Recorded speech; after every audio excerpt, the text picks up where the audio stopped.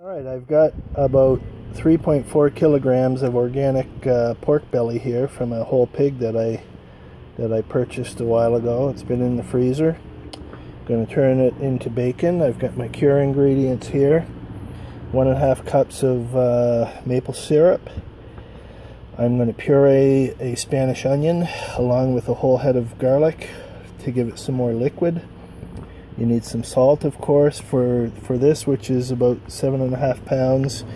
You're going to need about 3/8 of a cup of kosher salt or pickling salt. And I've got my Prague powder, curing salt, of course labeled as danger. That's going to be 3 teaspoons. I've got some dried rosemary here. I'm going to grind it all up into a powder, about 3 teaspoons of that. 2 teaspoons of ground pepper, and let it cure for 2 weeks, and then we're going to smoke it after that. Should turn out pretty awesome, I would think. Alright, first we'll put in the maple syrup.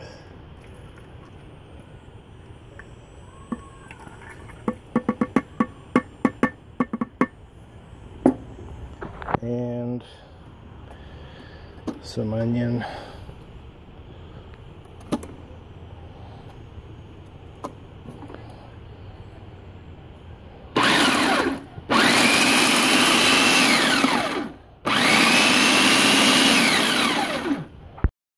So there's my head of garlic. I'm just going to peel it and toss it into puree as well. Alright, there's my head of garlic going in.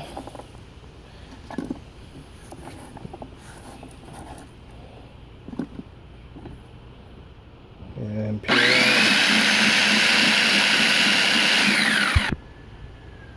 There's 1/8 of a cup of salt.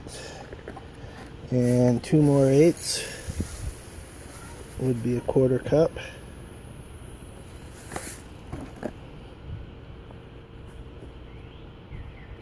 And that's about good.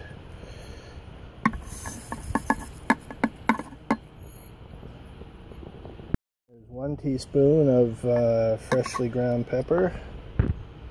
And there's the second. I'm going to pulverize in the pestle and mortar. Well, it's not quite a full powder, but that's fine. That's 1. There's 2. Alright, it's not quite 3. That's fine. It's 2 and a bit.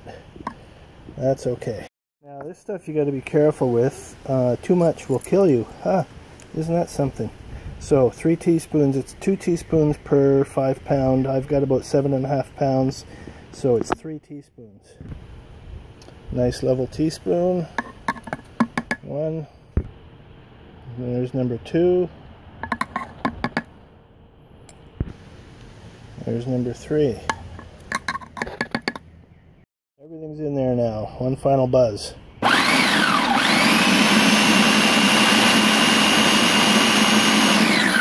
Alright, so normally I would cure this in a Tupperware container, but I don't have one quite big enough for this chunk. So what I'm going to do is cure it in one of these giant Ziploc bags. This one is 38 by 38 centimeters. This guy is about 30 by 30, or the 2 biggest dimensions anyway. So it'll be just about perfectly sized for it. So you can see that is just about the perfect size for that slab. Now here's one of the first culinary tricks my wife taught me way back when we met 20 years ago, is if you want to put something sloppy into a Ziploc bag and you don't want to get any on the outside, you fold the bag back. You see I've got it folded back. So when I'm sliding that bacon in there, it's going to touch this rim, but this rim is actually all inside the bag. So I'm going to cut this guy open, stuff it in there, and I've got it folded back so that I don't get sloppy stuff on the outside of the bag. Alright, so he's happily inside the bag. I just pour my cure in there and get as much air out as possible. Alright, there we go. We're all set to roll. I seal the thing right up to the very end, and then I have this much open and just suck on it like a straw to evacuate as much of the air as possible, and I'm pretty sure I got everything out of there. And now you just put that in the fridge, flip it every day for 2 weeks. Make sure it's not leaking, of course, and then you're ready to smoke it.